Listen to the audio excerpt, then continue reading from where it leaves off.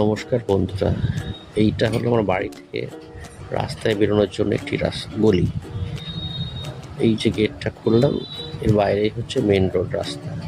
এইখানে বেশ কিছুদিন আগে একটা কাঠবিড়ালি ছোট বাচ্চা পেয়েছিলাম, খুবই ছোট, মানে গাছ থেকে পড়ে গিয়ে ঝড় টরে বা কিছুভাবে হয়তো ইনজিওর ছিল, নাক টাকগুলো কেটে গেছিলো, রক্ত বেরোচ্ছিল। এবার এখানে ফেলে রাখলে বিড়াল কুকুরে বা এমনি মরে যাবে। এবার কী করবো বুঝতে পারছি না, ফেলে রেখে যেতে পারছি না। যাই হোক, নিয়ে তো চলে গেলাম উপরে বউয়ের কাছে, যে দেখো এরকম পেয়েছি।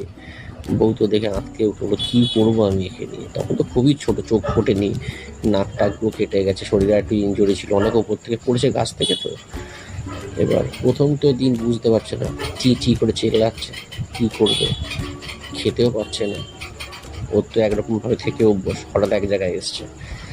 আর আমাদের একটু টিরিঞ্জ থাকে সবসময়, বিড়াল বাচ্চা যেহেতু ছোটোবেলা থেকে থাকে বাড়িতে। কিটেন মিল্ক, এটা খাওয়াচ্ছে একটু পাতলা করে গুলে।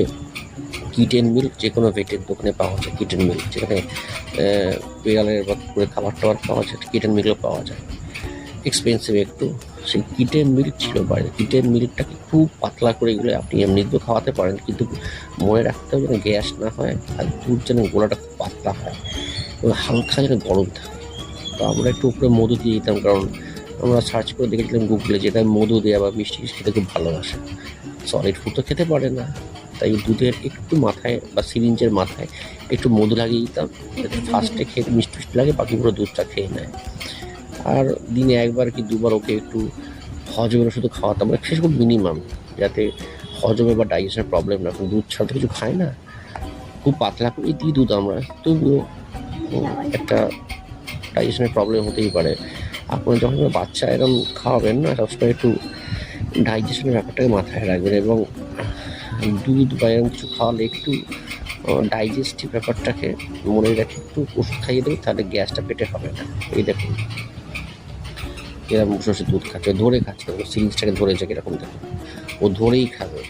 ও বড়, দেখুন,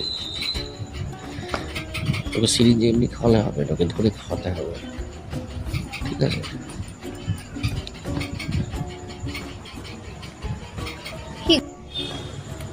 চেষ্টা করেছিলাম খুব ভালোভাবে রাখবো, খুব সুস্থই ছিল, ঠিক আছে, চোখও ফুটলো পরে, কিন্তু শেষের দিকে আর ওকে রাখা গেল না। মানে হঠাৎ একদিন রাতে খেয়ে দিয়ে শুয়েছে, তারপরে আর উঠলো না, পরের দিন সকালে মারা গেল। প্রচণ্ড কষ্ট পেয়েছি আমি আর আমার ওয়াইফ দুজনেই, হাতে করে বড় করছিলাম। তো এই দেখুন, একটু গায়ে হাত বুলালেই হাত তুলে দেয়, দিয়ে সুড়সুড়ি খাবে। খুব কিউট ছিল, মানে আমরা খুব চেষ্টা করেছিলাম ওকে খাইয়ে